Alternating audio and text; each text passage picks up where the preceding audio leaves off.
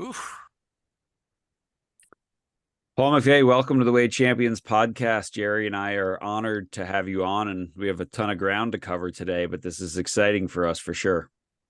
Well, thanks to you, especially John, for reaching out and obviously great to meet Jerry and really looking forward to it today. Yeah, well, I think you have such an interesting story and phases of your life. We were just talking before we got started here of, if you invited your life up into quarters, that each of these quarters has had such an interesting thing. And when I was doing the research for this, I had heard you speaking to other people just about that first quarter and growing up in Belfast. And so maybe let's just start there. What was that like growing up in Belfast during a pretty turbulent time there? And how did that shape who you are today? Well, it was a barrel of laughs, as you can imagine. Yeah, Growing up in a war zone, pretty much. It was, it's funny because you unless you're probably a lot older and unless you've kind of had the wherewithal to understand what was going on and the reasoning behind it, probably a lot of it just went over my head. yeah. Again, very fortunate that I didn't actually be personally affected in terms of none of my family members were caught up in it. But actually, it's just the case of you see it around you and you don't realize why there are tanks driving down your street. For just a bit of context, if anyone listened to this with any Irish roots, especially in Belfast, I grew up not far from the Falls Road, and both my mum and dad were born and lived their early life on the Falls Road before we moved probably a mile up the Falls Road. So that seemed like away from the trouble. Mm-hmm. And so where we were probably a little bit sheltered. It was Mm-hmm. something where just because you were, half a mile off the main thoroughfare where lots of the trouble happened, you just seemed to be able to get on with your life. And lots of my life, especially in my early days before I came over to Spurs in 1994, the first 16 years were really just me going to school, coming back and kicking a ball around the streets with my friends. So I would say it was a very, very fortunate childhood. Mm-hmm. Mm-hmm. Yeah, and I mean, and it's interesting because you have that in the background. Was there enough of a realization of it that it drove you as a footballer to be like, hey, football's my way out of this, maybe? No, I don't think so. I don't think it was that bad from especially in the area that I lived. We had lots of opportunities. I went to a Christian Brothers grammar school, did pretty well at school. My brothers all went to the same school. My sister went to a really good school. My parents, had both had jobs. So it was almost like it's like parallel lives. You're seeing this stuff on the news and then you're hearing it as you're standing outside in the street and you're hearing bombs going off that must be maybe a mile away from you. Mhm. And then you just kind of carry on with whatever you were doing. So as much as we were very aware of it, and obviously the older you get, especially into your teenage years, people started getting caught up in doing kind of minor things that probably led them down a route I didn't want to go down. But I just had this real probably moral compass because of my parents that they grew up in the middle of it. They never got involved in it. And Mm. because they were both, very, very strong Catholics, it was always it was never an option because anything around those lines was, hurting people or killing people. And, my family was trying to do the complete opposite in life. So Mhm. it never really was an option, but definitely was something that had lots of friends who were affected by it, had other people who were very, very closely involved in it. So you knew what was happening. And it was this almost undercurrent that was constantly there. Mhm. Plus, there was a fear factor there as well. But actually, from my side, it was not about getting out. And, the fact that I managed to be selected and go over to Tottenham Hotspur was just a natural process, really. Yeah, how'd that happen? How did Spurs see you play? It's actually really funny because I speak about this quite a lot because even if I jump forward whenever I moved over to England and I didn't realize, but I had a real open mind about things. Didn't realize I did, but I clearly did. And one of the things my dad said to me when he came home from work one night when I was 11, and he just said, "Oh, I used to work at Ford Motor Company and in the IT department." And the guy came up to him and said, "Oh, here you've got a son, pretty decent player." And I said, "Yeah, yeah." He says, "Oh, do you want to ask Paul to come up and train and join our team?" So my dad came back, spoke to me. I said, yeah, okay, no problem. Went up to this team that didn't realize was a mix between Catholics and Protestants, which was very unusual in Yeah. those days. Just went up, started playing, obviously terrified when he walked into the dressing room for the first time, Hmm. thinking all these, 11-year-old Protestant kids were going to have two heads and horns and it. And then after 30 seconds, they're just like everyone else and the normal Yeah. kids, and they're great fun, Yeah. and someone's Yeah. a joker. And then you Yeah. go out in training, and within 5 minutes of me training on that first night, the Spurs scout and the Liverpool scout saw me train, and both ran around and asked my dad, could I go for to the respective clubs on trial? Uh-huh. Wow. So that was quick. So you go over at 16, and I've heard you tell this story, sort of walking in going, okay, I want to get in the first team. And one of the first people you see is Jurgen Klinsmann, right? World Cup champion, international superstar. And you've just gotten there from Belfast. Like, what's going through your head in that moment? Well, yeah, that was so surreal. What do you do when you've seen this guy play in the World Cup? I saw him lift the World Cup in Italia 90. I then see him be another star in the US World Cup in 94. Then Spurs signed him. And it's almost like the stars aligned. We both ended up at Tottenham Hotspur on that 1st of July, 1994. And suddenly you're training with this absolute, world-class player. Yeah. And it was just complete awe. What else can you do apart from go, this guy's amazing. Look what he does. Look how he controls the ball. Look how easy it is for him. Look how many goals he scores in training. And then it's just a case of, how could I ever, ever, ever be as good as what that guy is? And it's almost like the benchmark was set incredibly high on that first day. And I think from a psychological perspective, which I think is where you're going with the story, Yeah. it just had a really profound impact on me that I just never thought that I could ever be anywhere near his level, because he's Jurgen Klinsmann. Yeah. But was it helpful to have that super high bar in front of you every day, right? Versus like the super high bar 1,000 miles away, where you're like, well, I think I'm getting there, but it's like you got real-time feedback every single day. Yeah. And I think it's because you don't understand the levels that are involved. So the question, was it helpful at the time? No. 20 years later, 100% it was helpful. Yeah. Because Yeah. it's like, one of the things that I do now, especially lots of the work that I do with the big multinationals. And I've actually, this week, I've got an event with KPMG in Mhm. Canary Wharf in London. Mhm. And one of the examples I use when I'm speaking to different, whether it's a MD, chief people officer, HR director, whoever it is, the experience I had at Tottenham Hotspur is a bit like, a kid coming out of college, getting on the KPMG graduate scheme. Mhm. And imagine walking in on their first day, and they walk straight through the first floor, straight through the office, get to the back wall, straight up from the first floor in the lift all the way to the top floor, walk Mhm. into the boardroom, and sit and observe and interact with board members for the next 20, 30 years of their life. Mhm. And that's almost like, that was my football and education. How do you understand that what I was exposed to, there was pretty much no one better in the world than the Mhm. likes of the Jurgen Klinsmanns, the Teddy Sheringham's, Saul Mhm. Campbell was in my Mhm. debut team, went on to be an invincible with Arsenal. Mhm. Just like some of the best players around in England at the time. And then, of course, lots of the foreign players started coming more and more to England, which again Mhm. just created this incredible culture and shift in culture, but also just kept raising the bar of how good you needed to be, because suddenly we had the likes of David Ginola came and joined us a couple of years later, and I'm training with David Ginola and Mhm. thinking, not only not as good as Jurgen Klinsmann, I'm nowhere near as good looking as David Ginola. It's like, Yeah. how Yeah. tough is life? Yeah. It's awesome. And Jerry, I want to let you jump in here in just a second. But what I've heard you say as well, Paul, is at this time when you're sort of um thinking about all these different things, right? And you're like, do I have it? You realized, if this is going to happen, it was going to come from within me, and you came across a pretty impactful book at that time in your life, didn't you?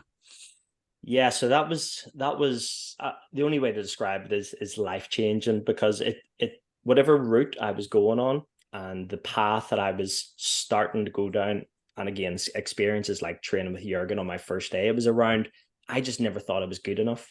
that imposter syndrome where I just didn't think I was Mm-hmm. capable of competing at this level. And interestingly, not that I was ever interested in psychology or personal development or mindset of any kind.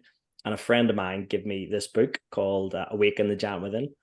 And again, it's such a well-known book now. And Tony Robbins, the author, is such a well-known guy, real guru in the whole self personal development area.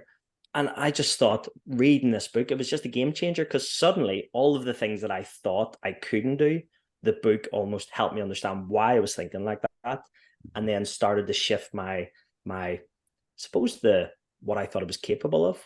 Mm-hmm. Instead of just thinking I'm never going to get there, it was okay. Well, what would you need to believe about yourself that would allow you to get there? Which again is two very very different mindsets. So that shift, instead of thinking I don't have what it takes, the book, as you said, pretty much came out with the biggest message that I've ever taken, not just from that book, but any book, was stop looking outside of yourself because everything you'll ever need in life you've already got within.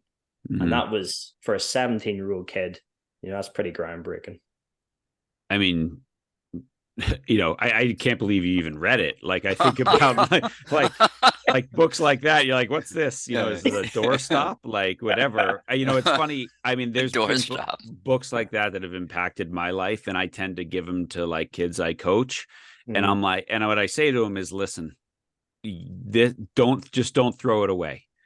Like just keep this book, bring it with you as you move, because when the time is right, you will open it up and this will change your life. And Mm-hmm. I mean, it's just pretty awesome that you Yeah. picked it up and opened it right away. Yeah, and that's the thing, I'd throw it to Jerry here and say, there must have been moments like that in your life where you just come across, whether it's probably podcasts, even whenever I was a kid, weren't around. So it was whether it was you listening to a cassette, whether you saw someone on TV, whether you read a book, whether you saw someone, or you just found something or someone that just completely changed how you think. Mm-hmm. Mm-hmm. Jerry, Oh, anything to jump in here? well, yeah. Seven things. Uh, Man, it's mind-boggling because you're describing my life too. You know, and in different ways. I wasn't in a war zone or close to a war zone in Brooklyn, New York, but I had a brother who constantly, you know, never believed in me, and he constantly was pointing out all my inadequacies. So I didn't need anybody else to show me how how defective I was, and so I use that as an impetus to uh, to show him that he's wrong. And I don't know where I got that piece, but I just worked really hard in discovering ways in which I can prove that he was wrong, that I can do it better and I can take it levels higher. Mm. And I did in every aspect of the game. I mean, he went to graduate school and got a master's. Well, of course, I have to get a doctorate, right? I'm going to show him, right? And of course, he was an athlete, and he got to this level, and I was an athlete, and I got higher. And Mm-hmm.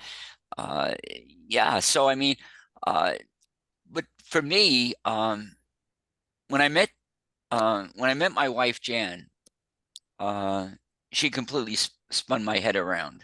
I was going in one direction, and she opened up the idea of it could be better, or you can do this.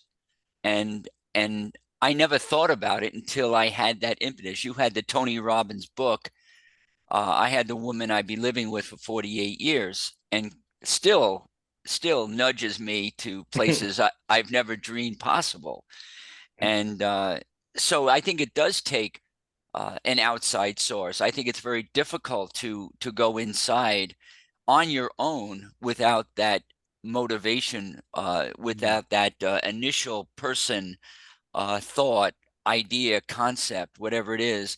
But I think, honestly, Paul, I think that there's something in the three of us here, and I don't know if our listeners can relate to this, but I think there's something that goes way back to that childhood part of your life as well, even though you weren't participating and your parents weren't participating in the violence and the bombs and stuff like that.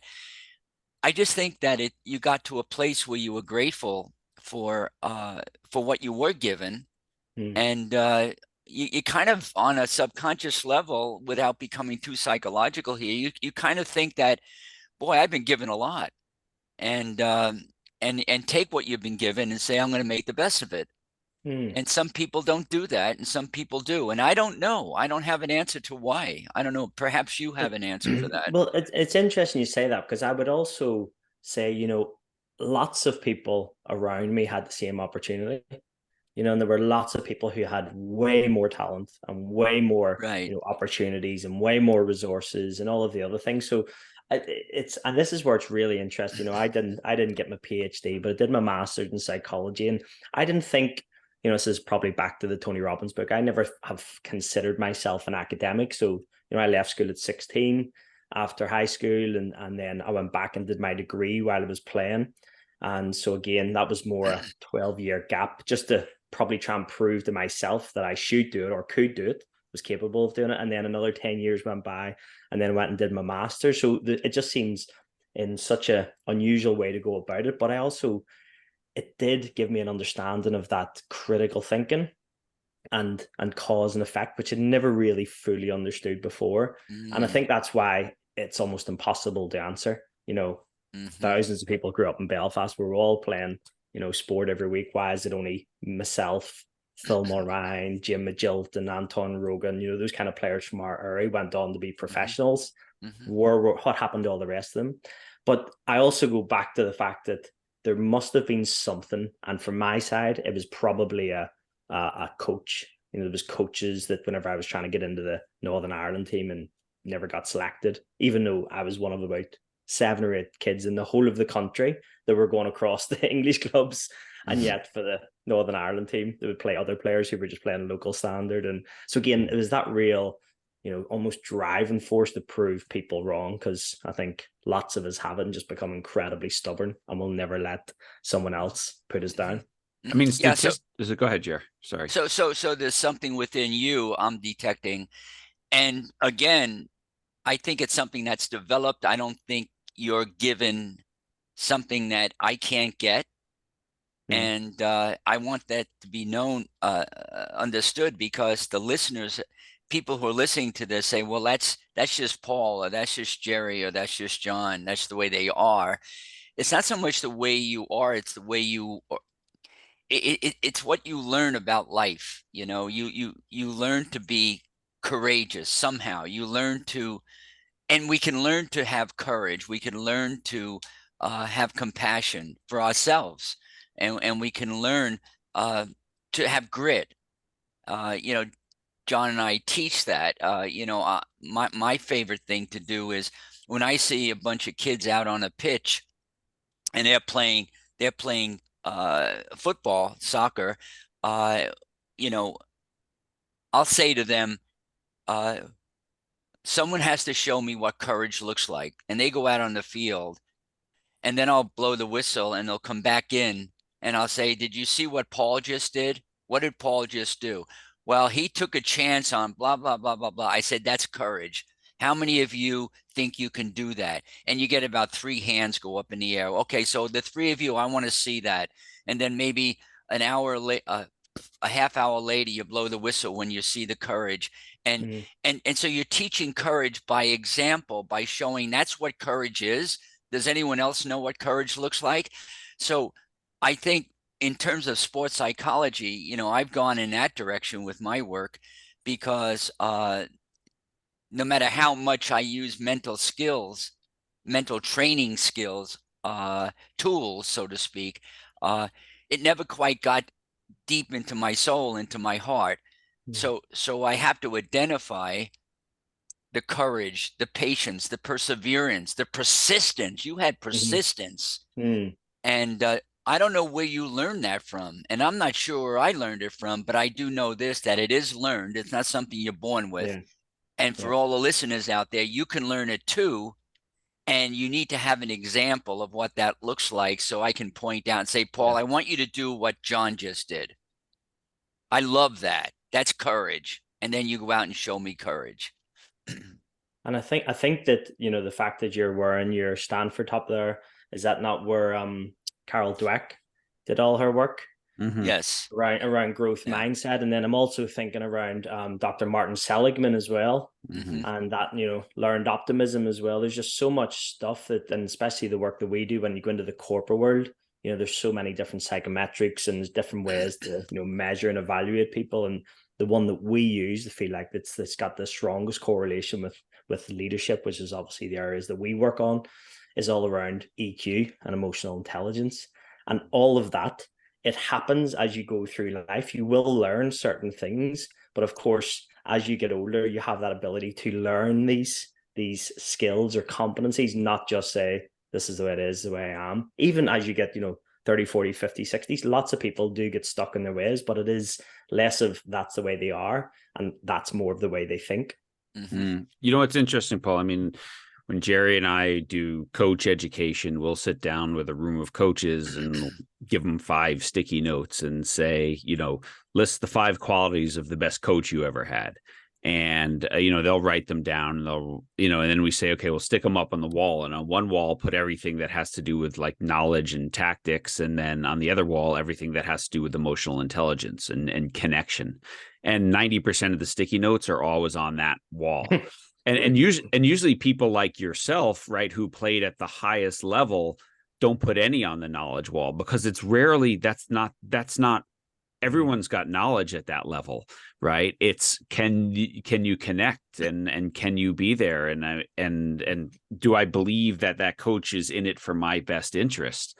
And what I find the hardest thing to do with coaches sometimes is convince them that just like the tactical and the technical and the physical training are things that you can learn, these EQ skills they're skills. And if it's a skill, it can be developed. And do you find that same, like I find a lot of resistance in the sports world to believing in that? Is that something that you've seen? And then what about the corporate world? Yeah, do you know what? It's almost like a little bit of a light bulb moment there as you're speaking, John. I'm hearing that whenever I was, let's say, in my mid-20s and I'm playing at Norwich City for 7-8 years, almost like the kind of the best years of my life, or sorry, of my footballing days. And I'm thinking, I didn't ever really feel like I got a lot from the manager or coach.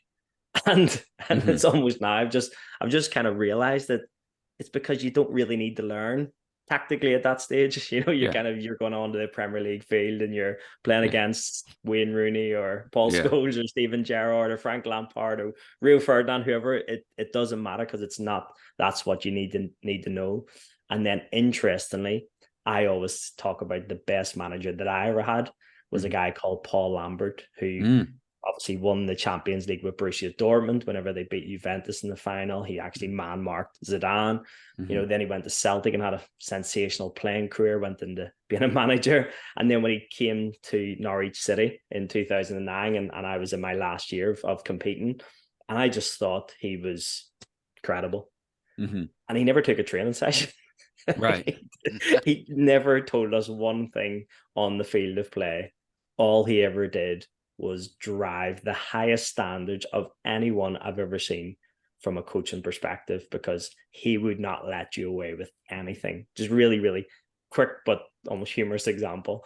So because, you know, I played in the first 10 games and then I think we had a draw. We'd won 9, we had a draw, and I think he was just waiting to try and get the big hitters back into the team, and he couldn't change it because we kept winning. And then eventually he took me out of the team. But we went on like a 30-game unbeaten run that year. And so I wasn't playing a lot. So I used to come in early just to come and do, you know, long runs around the training ground. And one day I had my headphones on. I'm just down, you know, about 7:30 in the morning, 8 o'clock before we started 10. And he pops his head out of the canteen. And as I'm running past him, he sort of clocks me the first time. And then he came around the second time. And as he stopped me, he sort of puts his hands out and he goes, "Oi, McVeigh, what are you doing?" And I went, "Oh, boss, I'm just, you know, having a jog before we start training." He's like, "I've got headphones in. What do you think this is? Holiday camp?" Right, 50 quid on my desk before you start training. Oh my God. You know, and you think like that's almost like it's not rewarding the extra training, but it was the standards. It was like, why would I run with headphones in? You wouldn't do it in training. You don't do it on a game. So it's just those tiny little things. It probably wouldn't have made any difference, but to him, that's how you kept raising the standards. And it was every single thing he did, which is why I always say that it was the best manager I ever worked with. And that's amazing. And again, you're at a point in your career where, right, you've played so many years at the highest level. Yes, there might be a little tactic that our team's doing, but that's not it. It's right. Are we connected? Or do we buy in? Do we believe in what we're doing? Do we believe in the plan and each other? All that is so important. And I love, we Jerry and I talk about this. Our last book, we had this chapter called Standards, Not Rules, right? And it's like, you make a lot of rules, people find a way to break them. You set high standards, and then as the coach, you're the ultimate enforcer. And like you said, you do it every day. You don't take Mondays and Tuesdays off from the standard, right? You hold people to a standard, and people aspire to standards, right? Yeah. And that's the thing that I think a lot of coaches, the best coaches, share. This is what we do, but it's really hard to do, isn't it? Because you played for a lot of managers probably that said this is the standard, but then didn't really uphold it. Didn't uphold it. I'd also say that it's only in more recent times that you really see how few managers and coaches have that philosophy, because most are just doing the same as everyone else has done. And amazingly, from having the time, the 1 year with Paul Lambert, if you talk about a lineage, he played for probably 6 or 7 years at Celtic under Martin O'Neill. And Martin O'Neill obviously played for, Nottingham Forest, Norwich City, but won 2 European Cups with Nottingham Forest. Right. And played 70s. For Brian Clough. And of course, played for Brian Clough. So this lineage of what Brian Clough, this genius of a football manager, and Martin O'Neill pretty much tried to be the exact same. And then Paul Lambert tried to be the exact same as Martin O'Neill. So that's the way we had it. And that was a lot of the way the coaches were. They would just learn from who they were. So we had Nigel Worthington for 6 years or so in my first spell at Norwich, and he played under a guy called Howard Wilkinson. Now, Howard Wilkinson won the league title with Leeds before Man United won it all through the 90s. And Nigel Worthington was the exact same as Howard Wilkinson, just discipline, hard work, run everybody, no philosophy. And then you only see the likes of the Pep Guardiolas, the people now who suddenly have, or even a Mourinho, a Wenger, the people who come in and go, this is the way I'm playing, and all my teams will play like this because it's their philosophy, as opposed to I'm just going to copy what everyone else does. It's fascinating. So what made you, where along your career, I think it wasn't just at 17, did you see the importance of psychology? Because certainly I would say, I was listening to an interview with Dan Carter, the rugby player, and he was talking about how when he started his career, if you went and saw a sports psychologist, everyone was like, what's wrong with you? And he said at the end of his career, if you weren't seeing a sports psychologist, people said, what's wrong with you? Right. So you kind of, when you were finding this interest in psychology, and I think you say you're the first player to go get a master's in psychology, like you saw the importance of this. What was the reaction of people at that time towards that interest in the inner game? I didn't know because I never told anyone. Well, there you go. Does that say it all? Yeah, right. There you go. I honestly, I think the interesting thing goes back to how I didn't realize I was very open-minded. And when I think about why was that the case, I've got to give the credit to my dad, because he was just such an enthusiastic learner.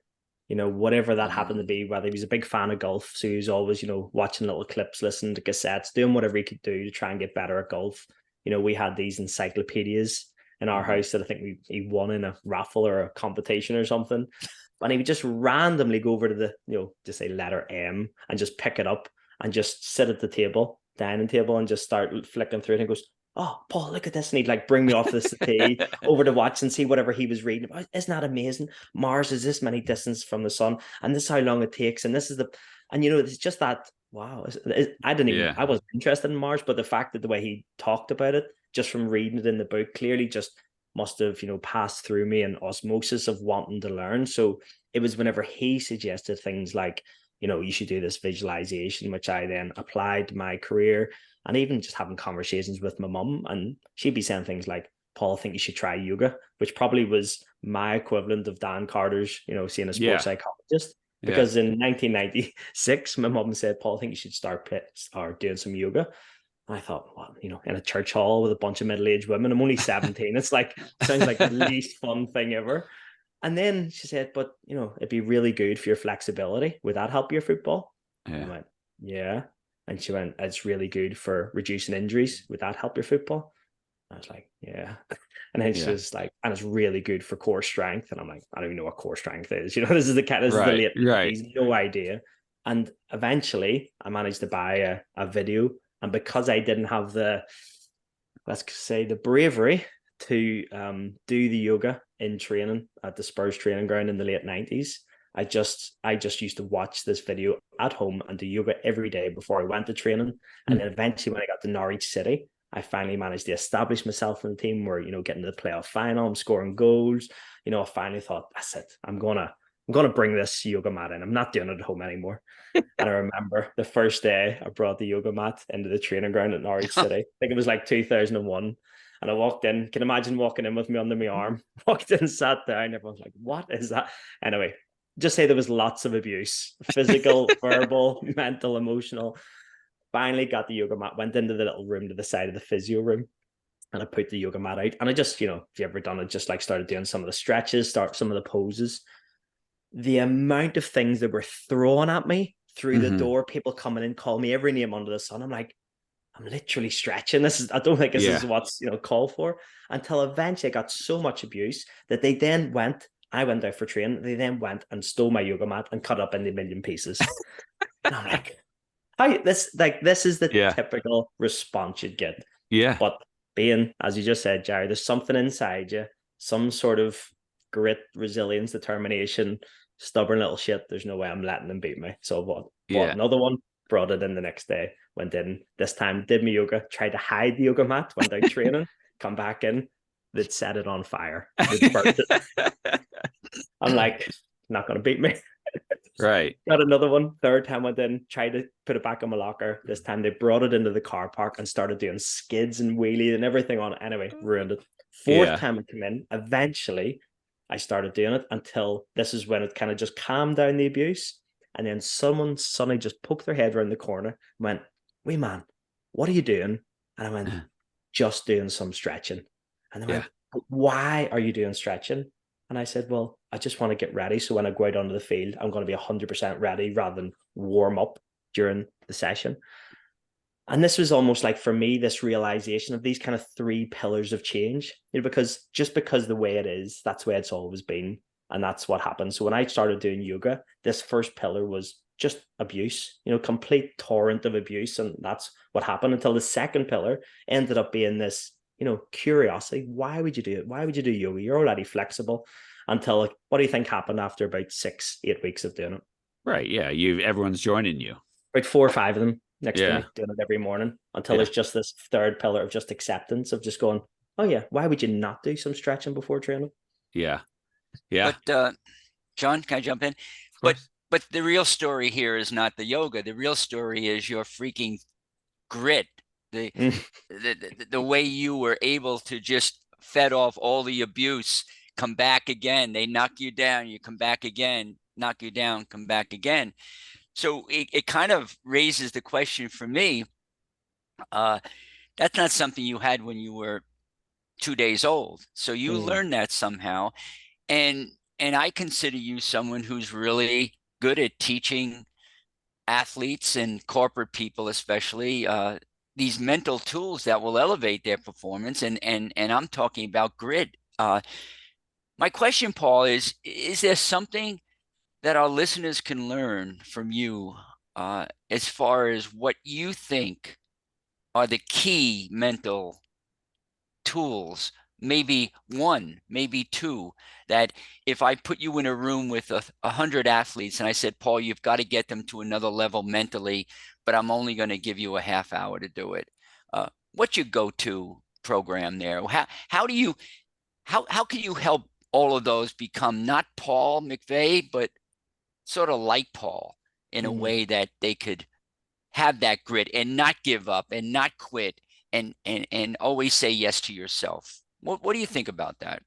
I think, interesting you talk about Dan Carter and the rugby culture. And I would still say there was probably a reluctance from rugby players to do it. And I think football is probably even further behind that culture. And ultimately, I stopped playing in 2010 when I was 32.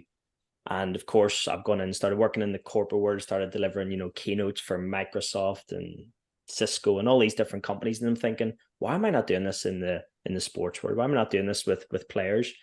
And so I went in and worked in it for 7 years, every week, working with 2 Premier League clubs for 7 years.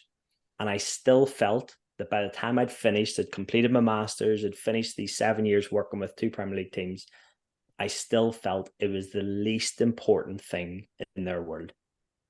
So if you're going to ask me what would I have said to them, or what would I have tried to help any group of players or any people who want to try and get better, is just double down on your mindset.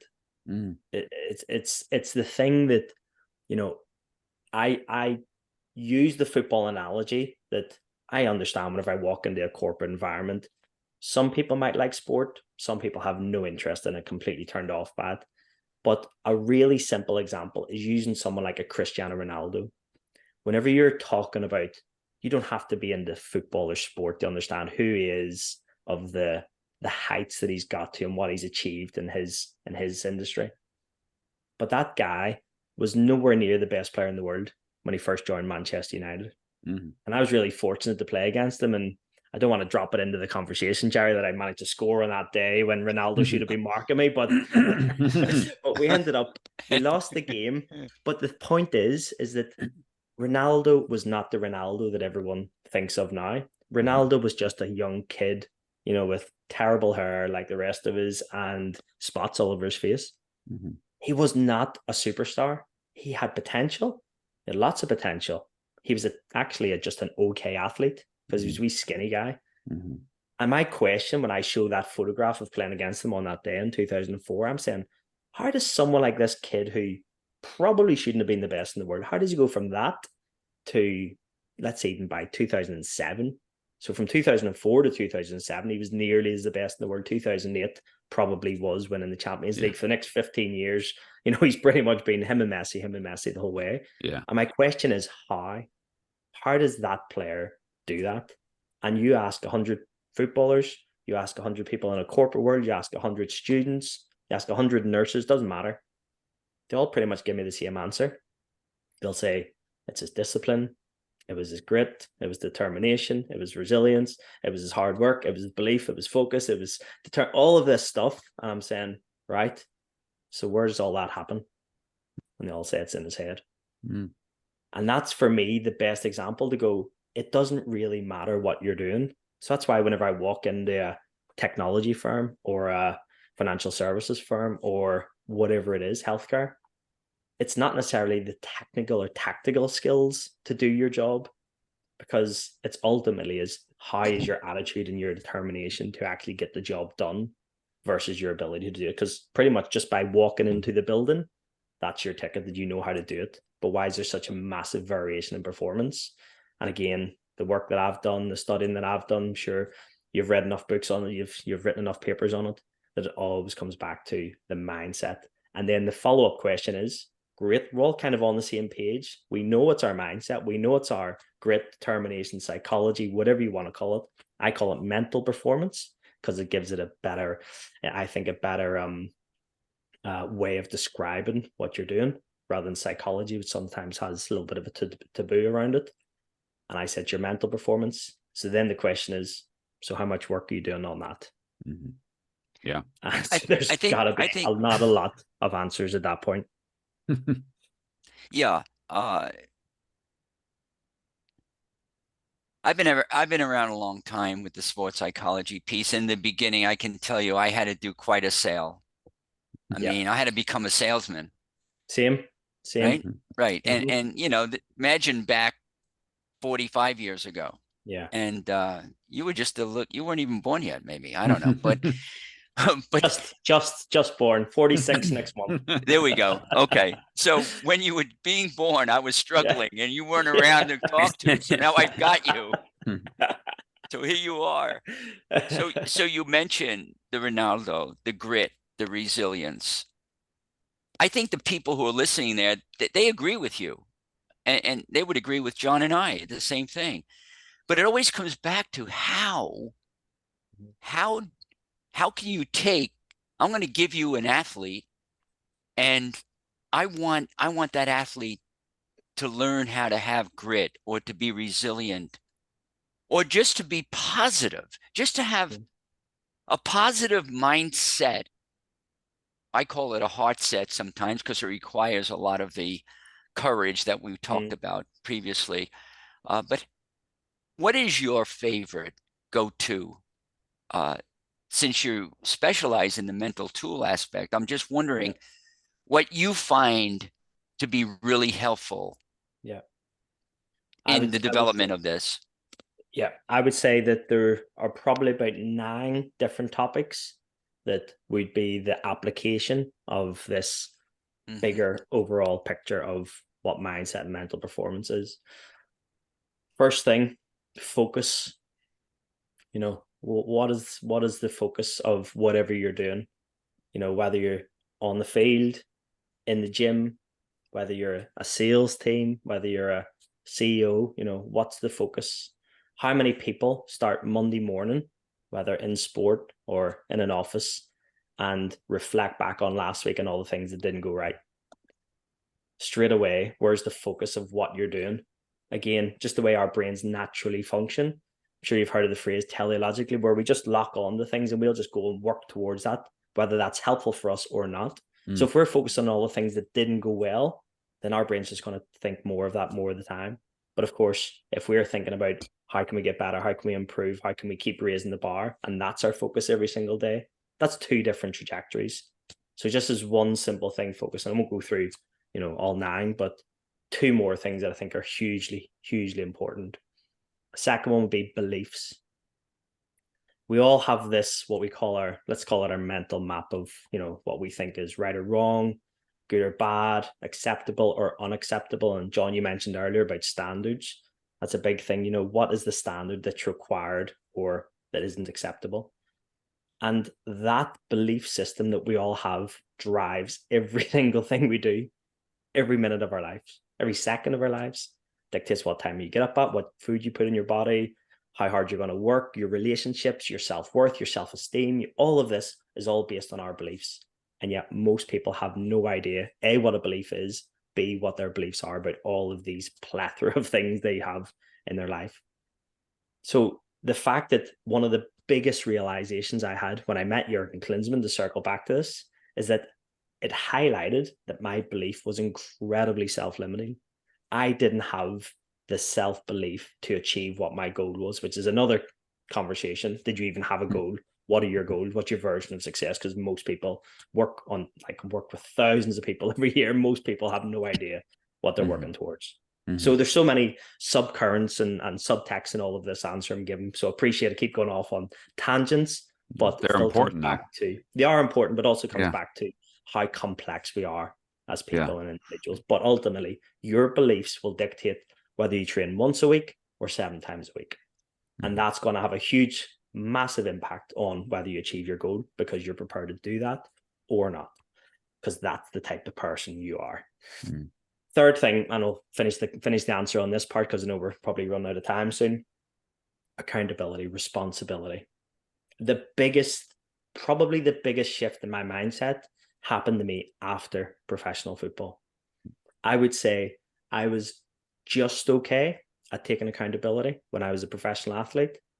And then I came into this world of positive psychology, of mental performance, of performance psychology, all of the work that I've done in the corporate world, and came across this whole concept of accountability and how ultimately, without going through the entire session, ultimately, no one forces us to do anything. We choose every single thing we do. And the difference is, are you taking accountability for everything you do, or are you doing it, but not doing it with good grace? So you generally blame other people, even though you are doing what you've been asked to do. So that whole, let's call it a spectrum of whether you take full accountability, realizing it's 100% your choice, or you don't take the accountability for what you're doing in your life and For example, how many people wake up on a Monday morning and feel like they have to go to work today? Nobody has to do anything. That's what it comes down to. But people create this belief in their head that I have to go to work because I have to pay the bills and I have to do this. And you're like, no, you're choosing to do it based on the consequences of what happens if you didn't do it. So if you accept that it's your choice, you'll do it with much better grace, and you'll probably be more productive, more effective, and ultimately probably happier. So famous dolphin psychologist who did a lot of research with dolphins, brilliant beings, right? I mean, so smart. John Lilly, to quote him, and I think I'm accurate here, he said, beliefs are limits to be examined and transcended. And the reason why that's important to me, Paul, is I had a ton of beliefs growing up in the environment I did about myself. And it wasn't until maybe my late 20s when I discovered that quote. And it was like, wow. So I'll write down what I believe now. And I'm trying to help people listening here. This is a strategy that I use. But write down the belief. Beliefs are limits. Just assume it's a limitation to be examined and transcended. And until you do that, until you create that awareness and you become more, I like the word mindful of your limitations, you can't change them. And you get stuck forever. And so there are 98%, and this is some wild ass guess. I don't have the studies to prove this, but I'm guessing 98% of the population in the world walk around with limited beliefs, and they just tell themselves, that's me. That's who I am. I would say 100%. Well, maybe you're only, much... only just because I completely agree with you, Jerry. I think it's that we're all self-limiting. Yeah. But I think there's a probably more pertinent question is, do your limits allow you to achieve what you want to achieve? Do your limits...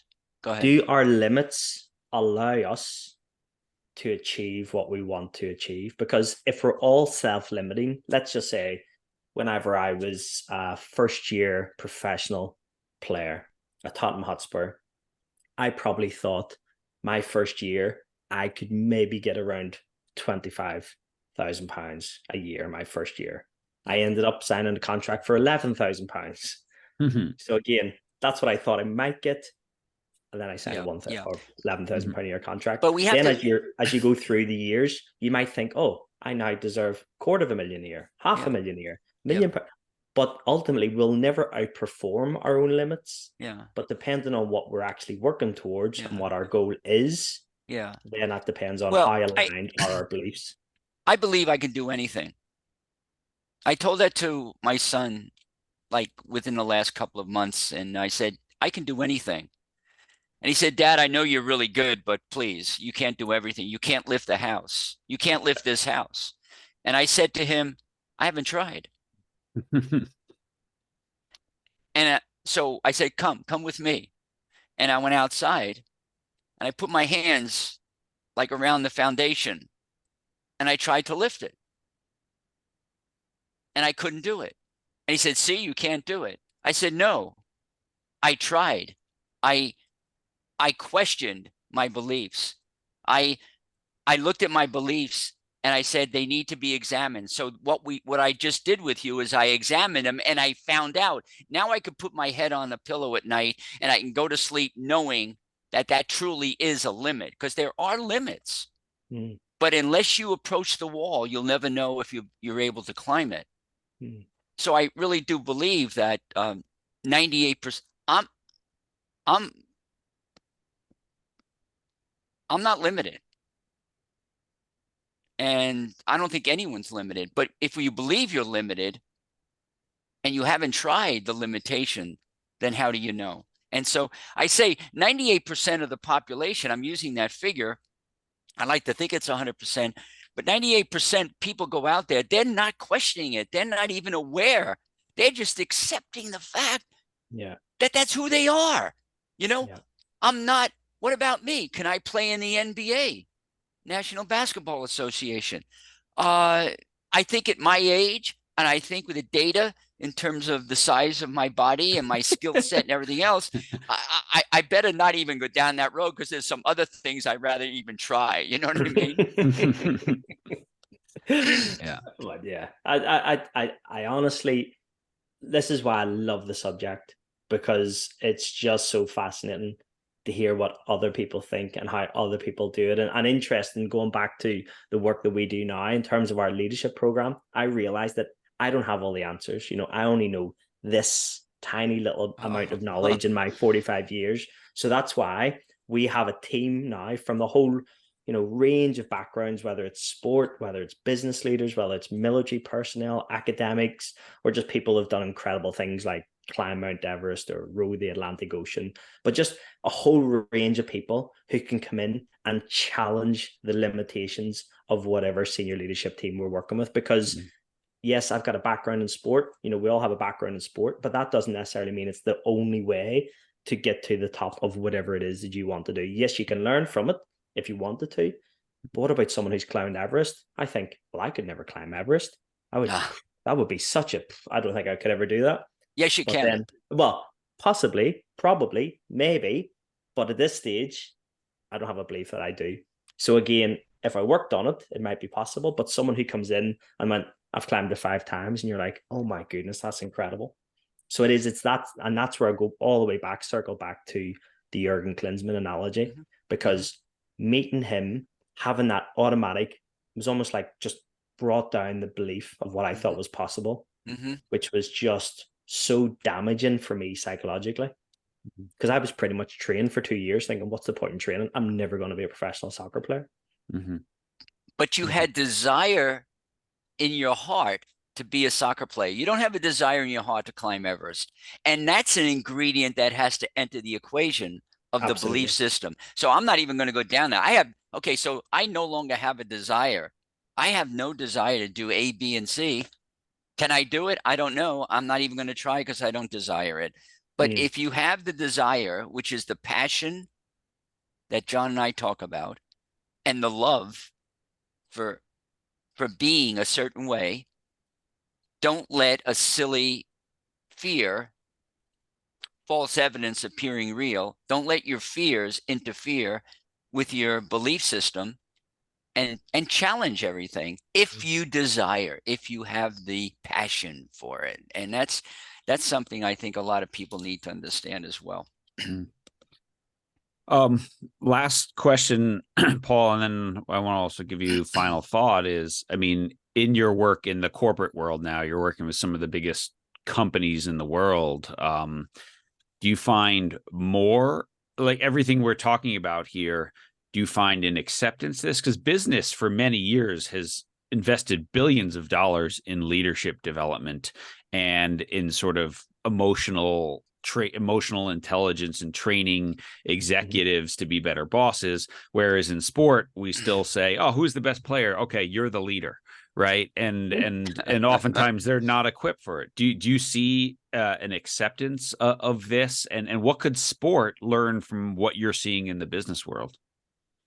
Yeah, that's a really good question. I think that the big thing obviously was the executive coaching that's really really gathered some momentum in the corporate world, which obviously came from the sports world. But I almost find it's almost like it's a dichotomy of two different types of people. That in the corporate world, there are so many people who are just set in their ways because they've been in a job or been in an industry for 20 years and they're like, this is the way you do it, this is the way we do it, and this is how I do it. And you're going, that's fine, that's okay. But the pace of change for today and over the last 15, 20 years has been so rapid, and it's just only going to get faster, that's the kind of attitude that you sometimes have to overcome. And interestingly, lots of the people that we work with who either have had an athletic background or sporting background seem to be way more open to this, and almost that's how they want to be part of that team dynamic as well. So most people that we work with are part of a team, but it's whether they want to be part of a team or whether those individuals. So that's the dichotomy. Some who are kind of quite stuck in the ways. So again, going back to Jerry's t-shirt and having the Carol Dweck work of fixed and growth mindset, or the people who just embrace it and just soak it up like sponges. And I would say, you know, having a very, very unscientific poll, that the people who are more at the top end of the organizations are much more open to just trying new approaches, new ways, new strategies, bringing in people from all sorts of backgrounds like myself in to work with their teams, because they're probably similar to me. I don't know it all. And they're saying, I don't know it all either. How can you help us? How can we use your expertise and your experience and your network in this world-class roster of performers you have to come in and allow us to understand what world-class performance looks like?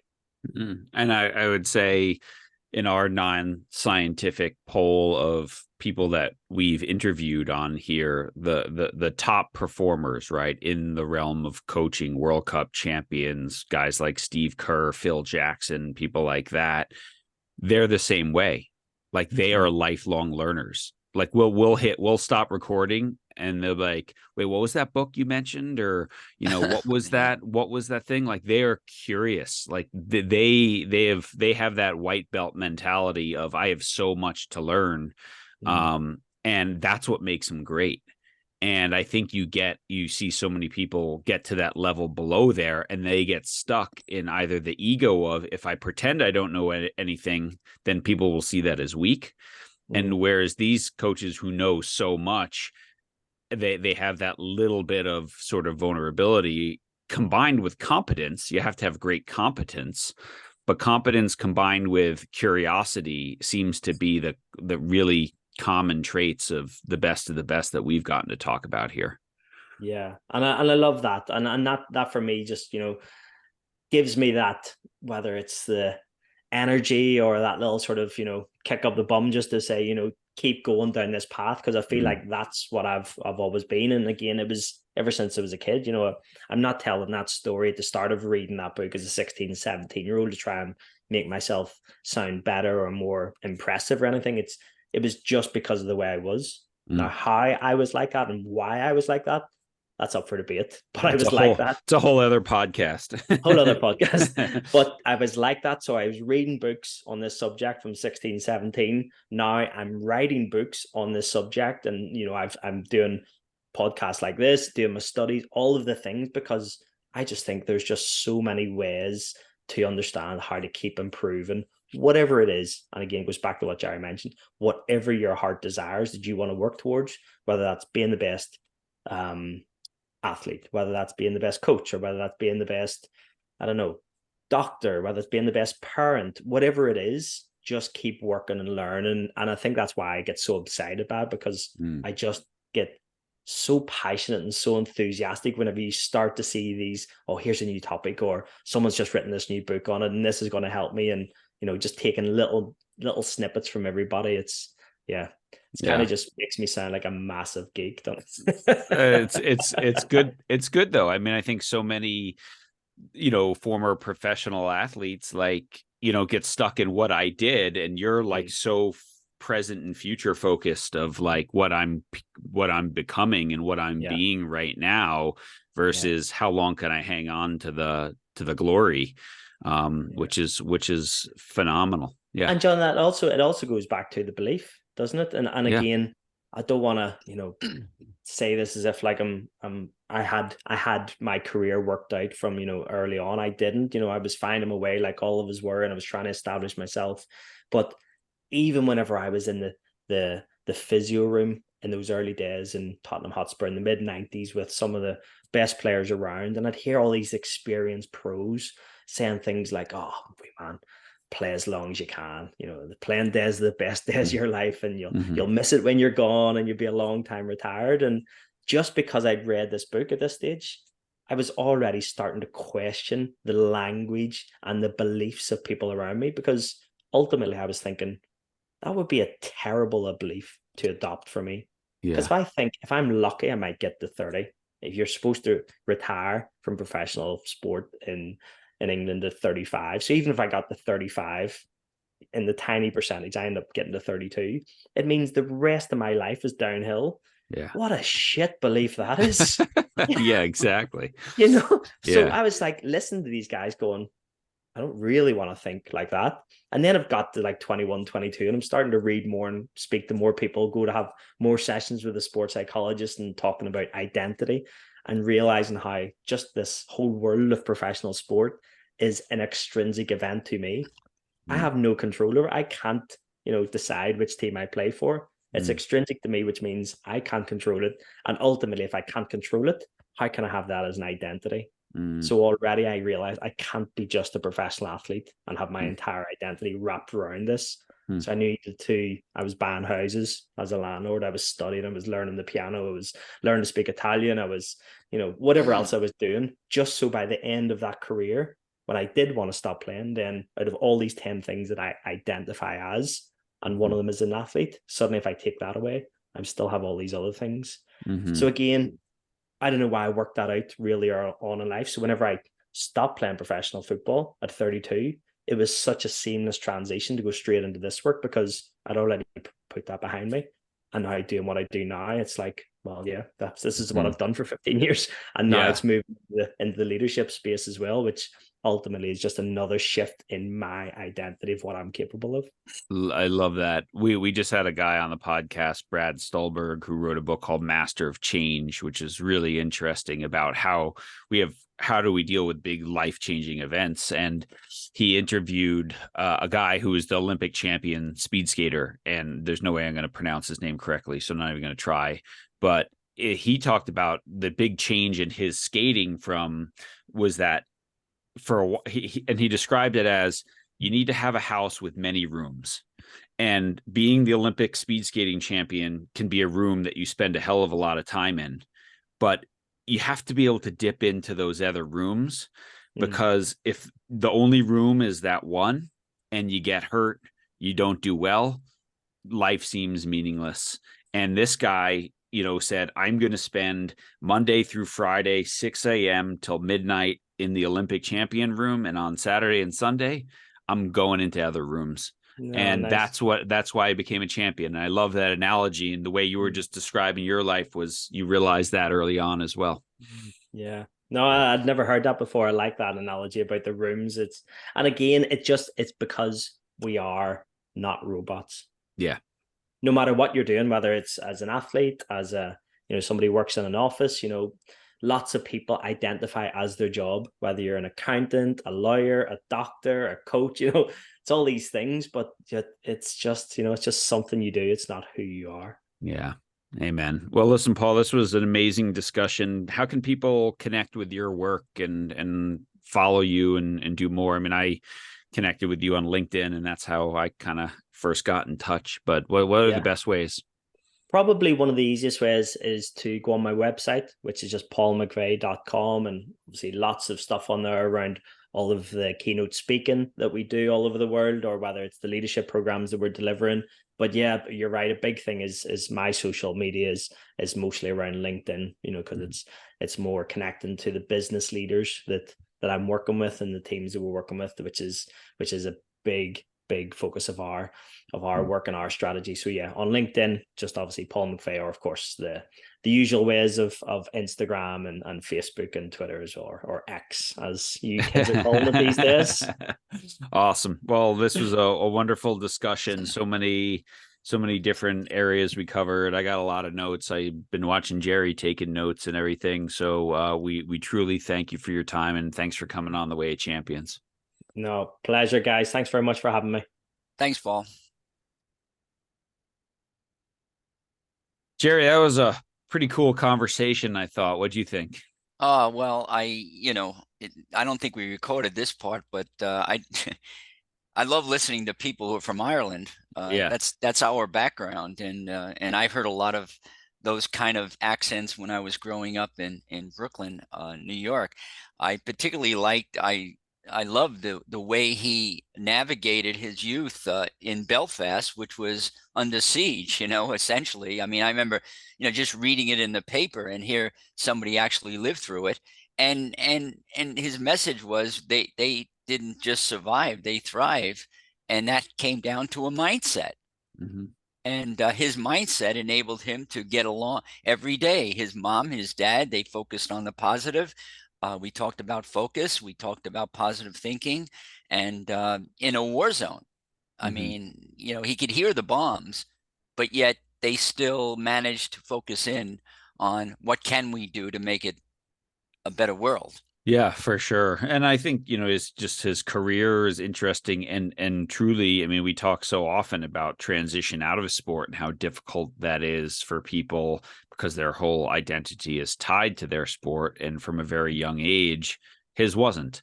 And whether it was studying psychology or a language or music, he kept this sort of, identity, as we were talking about these multiple rooms.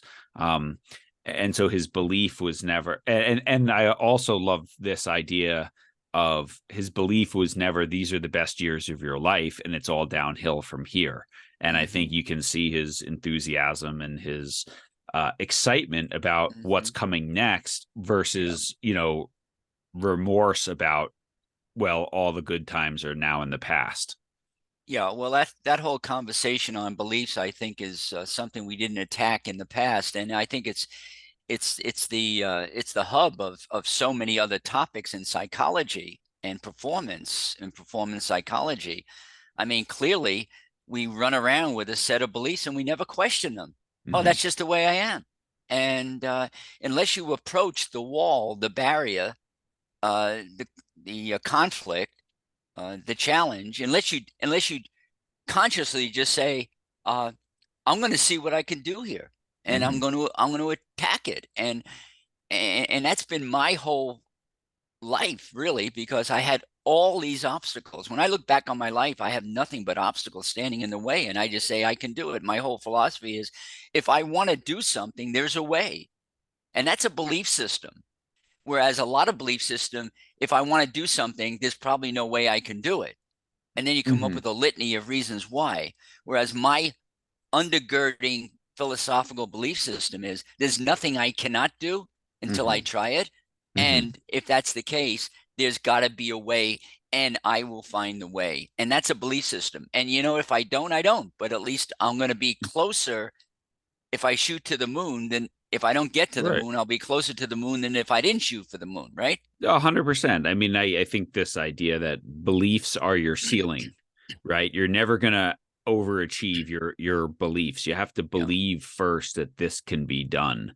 Mm-hmm. And you see this all the time with people whose, careers are stuck because they don't believe they could run their company or Mm-hmm. they don't feel worthy of making $500,000 a year, so they make $100,000 a year, right? Yeah. Because they don't believe that they can do that. And Mm-hmm. and I think, a lot of times those beliefs are really shaped by who we surround ourselves with. Mm-hmm. And that's why it's Oh, absolutely. important to surround yourself with people who, I remember one person, saying very young, how much money you make in your life will probably be determined by, the average of the 5 people you ask financial advice from.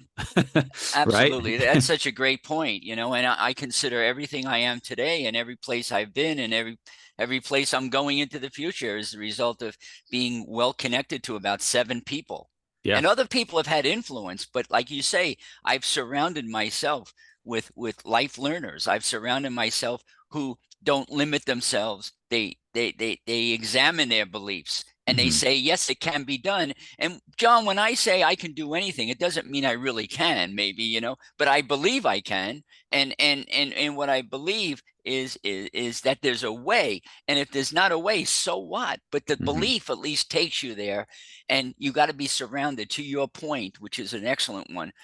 We have to surround ourselves with people who think that way. Hmm. Because if 98%, which if my guess is correct, are thinking negatively, like it can't be done, you can never do that, you're not good enough, you're not young enough, you're not smart enough, you're not fast enough.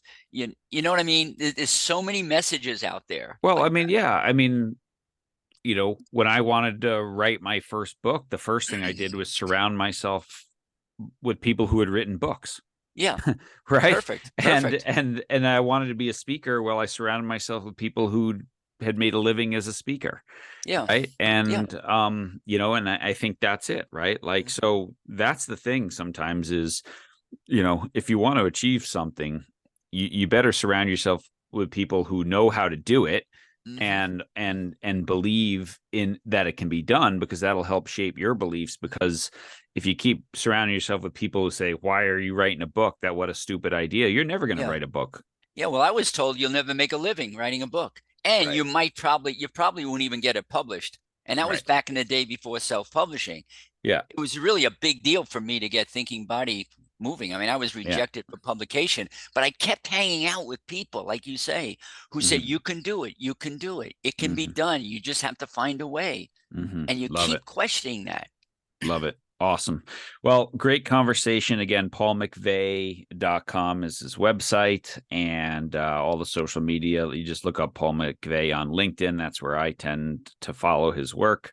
But yeah, some great stuff, and he's doing some great stuff in the leadership space now, and just a wonderful perspective. So thanks everyone for listening. Thanks for our Patreon podcast champs, and for Sprocket Sports for helping us put out this podcast. And thank you, Jerry, for being on today. Your Oh, influence today was not neutral, my friend. I It was try to very make positive. I try to make it where it's not just anything, you know. But Awesome. anyway, Well, I'm so happy to be part of all of this stuff that we're doing, and it's energizing to me. A great way to start a week. awesome. Thanks everyone for listening to the Wade Champions, and we'll see you again next week.